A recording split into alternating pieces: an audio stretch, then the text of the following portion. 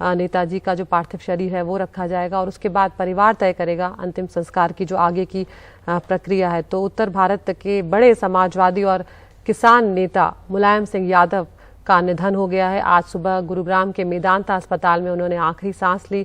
लंबे वक्त से वो बीमार चल रहे थे। 2019 में आखिरी बार उन्होंने चुनाव लड़ा था। और अगर उनके करियर के बारे में, अगर उनके राजनीतिक सफर के बारे में बात करें तो एक साधारण से किसान परिवार में जन्म लिया था मुलायम सिंह यादव ने और उसके बाद अपना राजनीतिक जीवन जो है उत्तर प्रदेश में विधायक के रूप में शुरू किया उन्होंने। और 1967 में मुलायम सिंह यादव पहली बार विधायक बने और उसके बाद मंत्री भी बने और 1989 में पहली बार वो देश के सबसे बड़े सूबे उत्तर प्रदेश के मुख्यमंत्री बने। 3 बार अब तक मुलायम सिंह यादव मुख्यमंत्री रह चुके हैं। केंद्र में रक्षा मंत्री का जैसी बड़ी जिम्मेदारी भी वो संभाल चुके हैं और अपना जो राजनीतिक अभियान है जसवंत नगर विधानसभा सीट से उन्होंने शुरू किया। सोशलिस्ट पार्टी, प्रजा सोशलिस्ट पार्टी से आगे वो बढ़े और मंत्री बनने के लिए मुलायम सिंह यादव को 1977 तक इंतजार भी करना पड़ा। हमारे साथ हमारे senior executive editor Akhilesh Sharma भी जुड़ गए हैं। अखिलेश, पूरी जो देश की राजनीति है उसमें उन्हें नेताजी के रूप में जाना जाता है। यहाँ तक कि उनके पुत्र अखिलेश यादव भी जब सबके सामने बात करते हैं या घर में शायद बात करते हैं तब भी वो नेताजी के तौर पर ही उन्हें संबोधित करते हैं। और जिस तरह से एक पहलवान के रूप में वो आगे बढ़े थे, लेकिन किस तरह से राम मनोहर लोहिया की जो राजनीति थी, समाजवाद की राजनीति, उससे वो प्रभावित हुए और एक राजनीतिक सफर शुरू किया, ये अपने आप में एक बहुत बड़ी बात है।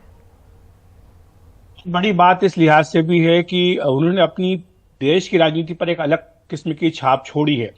जो पिछड़ों की राजनीति होती है उनको आवाज देने का काम मुलायम सिंह यादव ने किया और उनको राष्ट्रीय पटल पर लाने का काम भी मुलायम सिंह यादव ने किया।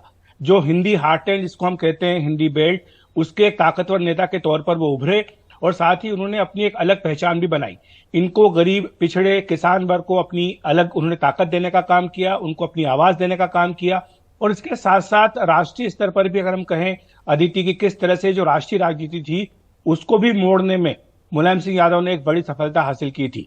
हम अगर उनके करियर की बात करें, जैसा कि आपने कहा कि बतौर पहलवान उन्होंने अपना करियर शुरू किया था। जसवंत नगर सीट से उन्होंने पहली बार जो अपना विधानसभा का चुनाव जीता और उसके बाद से तेजी के साथ वो उत्तर प्रदेश की राजनीति पर छाते गए। लेकिन सबसे ज्यादा फायदा उनको तब हुआ जब मंडल और कमंडल की राजनीति चली और उसके बाद इसका फायदा उठाते हुए उन्होंने पहली बार मुख्यमंत्री पद प्राप्त किया था।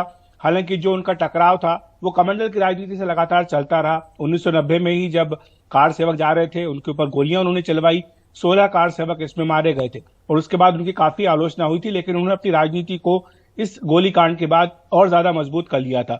उन्हें अपने विपक्षी जो नेता थे उनके साथ हाथ मिलाने से भी कोई परहेज नहीं था। हम जानते हैं कि चाहे उनका टकराव मायावती के साथ, कांशीराम के साथ होता रहा उत्तर प्रदेश की राजनीति में वर्चस्व को स्थापित करने के लिए, लेकिन जब सरकार बनाने की बात आई तो मुलायम सिंह यादव को मायावती के साथ भी हाथ मिलाने में कोई परहेज नहीं हुआ और दोनों ने मिलकर के सरकार भी बनाई थी। हालांकि बाद में जब गेस्ट हाउस कांड हुआ और उसके बाद जब उनके रिश्ते खराब हुए तो उसके बाद अलग अलग हो गए और फिर वो बहुत बाद में आकर के साथ में आए थे 2014 और 2017 के चुनाव की बात अगर हम करें तो इसका इतना लंबा सफर रहा। और साथ ही साथ ये भी हमने देखा है अदिति की किस तरह से देश की राजनीति की अगर हम बात करें तो जब यूनाइटेड फ्रंट की सरकार बनी थी 1996 में, जब अटल जी की सरकार गिरी थी, उसके बाद एच.डी. देवेगौड़ा प्रधानमंत्री बने थे और जब देवेगौड़ा के प्रधानमंत्री पद से जब उनको इस्तीफा देने के लिए कहा था, सीताराम केसरी ने मजबूर किया था। उसके बाद जब यूनाइटेड फ्रंट की जब मोर्चे की मीटिंग हुई तो उसमें चर्चा हुई तो उसमें सबसे पहला नाम जो आया वो मुलायम सिंह यादव को आया।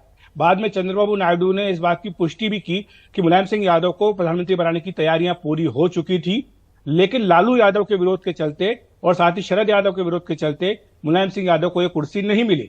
तो ये अपने आप में एक बताता है इतिहास की किस तरह से इतने ताकतवर नेताओं बन चुके थे कि उन्हें प्रधानमंत्री पद की कुर्सी भी सौंपने की तैयारी हो चुकी थी। इससे पहले वो रक्षा मंत्री के तौर पर भी अपनी जो छवि है उसको स्थापित राष्ट्रीय स्तर पर कर चुके थे। लेकिन ये एक मौका था जो उनके हाथ से निकला प्रधानमंत्री बनने का और ये शायद उनके जीवन में हमेशा उनको एक मलाल इस बात का रहेगा। दूसरी बात ये रही है कि जब भी राष्ट्रीय स्तर पर कोई बड़े फैसले की बात आई है तो उस पर भी मुलायम सिंह यादव की छाप स्पष्ट तौर पर देखने को मिली है। वो चाहे एपीजे अब्दुल कलाम को राष्ट्रपति बनाने का फैसला हो या इसके साथ साथ मनमोहन सिंह सरकार को बचाने की बात हो। जब हमने देखा था कि लेफ्ट फ्रंट ने अपना सपोर्ट विड्रॉ किया था यूएस न्यूक्लियर डील के बाद, तब मुलायम सिंह यादव जो अमेरिका के या न्यूक्लियर डील के खिलाफ माने जाते थे, उन्होंने एक यू टर्न लिया और तब उन्होंने एपीजे अब्दुल कलाम के साथ सलाह मशवरा करने के बाद ये फैसला किया कि सरकार को वो समर्थन देंगे। तो इस तरह सरकार बचाने में उन्होंने एक बड़ी भूमिका निभाई थी। और इसी तरह से जब सोनिया गांधी प्रधानमंत्री बनना चाहती थी और जब उन्होंने घोषणा की थी कि उनके पास और सहयोगियों के साथ 272 सीटें उनके पास हैं, मुलायम सिंह यादव तब तक उनके साथ थे।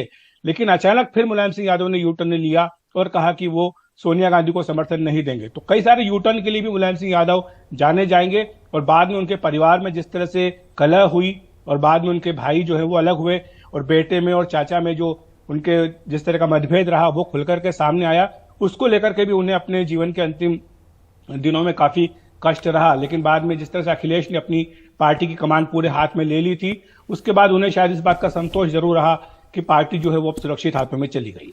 लेकिन अखिलेश जी, मुलायम सिंह यादव को इस तरह भी जाना जाता है कि उनका जो रिश्ते थे वो अच्छे रहते थे सबसे, तमाम राजनीतिक दल हों, चाहे राज्य की बात करें उत्तर प्रदेश की या आप केंद्र की बात करें। बिल्कुल, अभी हमने कुछ दिनों पहले ये देखा था चुनाव के दौरान जब प्रधानमंत्री नरेंद्र मोदी और मुलायम सिंह यादव एक मंच पर किसी कार्यक्रम में थे और तब उन्होंने कान में कुछ बुदबुदा करके कहा था पीएम मोदी के, तो उसको लेकर के भी कई तरह के कयास लगाए गए कि आखिर मुलायम सिंह यादव ने पीएम मोदी के कान में ऐसा क्या कहा जिसको लेकर के इस तरह की बात हो रही है। और इसी तरह से हमने ये, जैसा मैंने जिक्र किया है कि कांशीराम मायावती के साथ भी उन्होंने मिलकर के सरकार बनाई, तो उसमें भी उन्हें कभी कोई दिक्कत नहीं रही। और साथ ही विपक्षी पार्टियों को एकजुट करने में भी मुलायम सिंह यादव की एक बड़ी भूमिका रही है। बाद में जब लोकसभा में वो स्वास्थ्य के कारण जब थोड़े पीछे चले गए, लेकिन इसके बावजूद भी अगर सदन में कभी कोई कलेश होता था, किसी बात को लेकर अगर झगड़ा होता था, कोई मतभेद होता था, तो उसको सुलझाने में मुलायम सिंह यादव की एक बड़ी भूमिका होती थी। वो उठ करके अपनी बात कहते थे और सदन का जो माहौल था उसको शांत करने की, उसको सामान्य स्तर पर लाने का प्रयास वो करते थे और उनकी बात लगभग सभी लोग मानते थे। तो ये इस बात का अपने आप में परिचायक था कि किस तरह से मुलायम सिंह यादव की जो स्वीकृति थी वो व्यापक थी। हालांकि बीजेपी के साथ उनके रिश्ते कभी अच्छे नहीं रह पाए और उसका सबसे बड़ा कारण यही था कि 1990 में जिस तरह से कार सेवकों के ऊपर गोली चलाई गई थी, उसके बाद से वो हमेशा के लिए संघ परिवार से बीजेपी के खिलाफ उन्होंने अपने आप को स्थापित कर लिया था और वो रिश्ते कभी सामान्य नहीं हो पाए। सामाजिक जीवन में जो मिलना जुलना होता है वो अपनी जगह पर है। अभी भी जब मेदांता अस्पताल में वो भर्ती थे तो रक्षा मंत्री राजनाथ सिंह उन्हें देखने वहां पर गए थे, तो ये अपनी जगह पर है। लेकिन राजनीतिक तौर पर वो बीजेपी के साथ कभी नहीं आए और हमेशा बीजेपी के खिलाफ एक बड़े ध्रुव के तौर पर वो स्थापित रहे। लेकिन इसमें एक किस्सा अखिलेश जी ये भी हुआ था जब कल्याण सिंह चुनाव लड़े थे 2009 में, तब उनका समर्थन एक तरह से उन्होंने किया था, वो भी काफी सुर्खियों में रहा था। समाजवादी पार्टी में ही इसके लिए उनको नाराजगी जो है वो झेलनी पड़ी थी। बिल्कुल, लेकिन देखिए आप ये भी देखिए कल्याण सिंह भी अपना जो है रुख वो बार बार बदलते रहे थे। वो लंबे समय तक बीजेपी में रहे, वो राम मंदिर आंदोलन की पहचान उनकी रही है। उसी सिलसिले में सुप्रीम कोर्ट से उनको एक दिन की सजा भी मिली थी। लेकिन बाद में कल्याण सिंह के बीजेपी के अंदर जो रिश्ते खराब हुए उसको भी मुलायम सिंह यादव ने अपने पक्ष में भुनाने का पूरा प्रयास किया और बाद में कल्याण सिंह को अपने साथ भी लेकर के आए थे। तो इसलिए कल्याण सिंह से जो उनके व्यक्तिगत संबंध थे वो कहीं कहीं राजनीति में दिखे थे, लेकिन वो तब दिखे थे जब कल्याण सिंह ने खुद को बीजेपी से अलग किया था, या बाद में भी बीजेपी में गए तो वो अपनी शर्तों पर अलग तरीके से गए।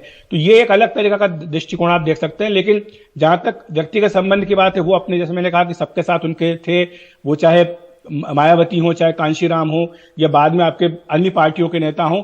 लेकिन वैचारिक स्तर पर उन्होंने अपनी जो दूरी बनाई बीजेपी के साथ, उस पर वो जीवन भर कायम रहे और कभी भी किसी मुद्दे पर वो बीजेपी के साथ नहीं दिखाई दी। हालांकि ये जरूर कहा जाता है, इस बारे में कुछ लोगों ने दावे भी किए कि जब सोनिया गांधी ने दावा किया था कि वो 272 सांसद उनके पास हैं और मुलायम सिंह यादव के बूते पर वो दावा किया था और मुलायम सिंह यादव ने जिस तरह से यू टर्न लेकर के कहा था कि वो कांग्रेस को समर्थन नहीं दे रहे, कहा जाता है कि उससे पहले जीआई जेटली के घर पर लाल कृष्ण आडवाणी और मुलायम सिंह यादव की मीटिंग हुई थी और उस मीटिंग में तय हुआ था कि मुलायम सिंह यादव सपोर्ट नहीं करेंगे। तो अगर आडवाणी और मुलायम सिंह की बैठक हो और उसमें यह फैसला होता है तो निश्चित तौर पर यह कई सारे सवाल खड़े करता है। ये बात जरूर आई है सामने, लेकिन सार्वजनिक रूप से पब्लिकली उन्होंने कभी बीजेपी के साथ वो खड़े नहीं दिखाई दिए और ये उनकी अपने, आप कह सकते हैं कि ध्रुव के तौर पर उन्होंने अपने आप को स्थापित किया विपक्ष की राजनीति में और बीजेपी की विपक्ष की राजनीति में।